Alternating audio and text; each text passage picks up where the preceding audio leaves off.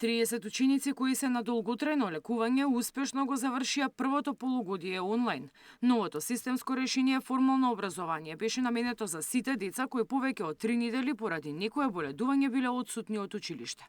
Преку овој систем тие може да се вклучат во живо на наставата за време на часовите со својот клас, да ги користат сите материјали и задачи од наставникот, но и да биде организирана дополнителна настава доколку има таква потреба. Не е само знаењето кое што ќе го стекнат при онлайн наставата најважно, туку прифаќањето на другарчињата и целиот клас во кој што детето учело, споделувајќи емоции, социјални моменти, и тага, и радост, делејќи искуства меѓу себе, и од тука сметам дека можеме да кажеме дека сме успешни. Невладината САНО е иницијатор на формалното образование за овие ученици кои се залагаат секое дете да добие соодветно образование без разлика во каква состојба се наоѓа.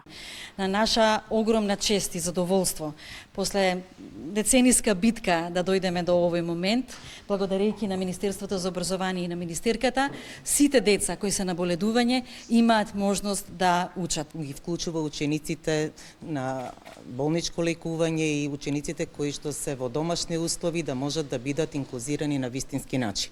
Реков формален документ, меѓутоа ова е поправо алатка која што треба да се примени во процесот на терен. За оваа цел биле обучени 166 наставници во 83 училишта. Мирјана Давидовска, Сител телевизија.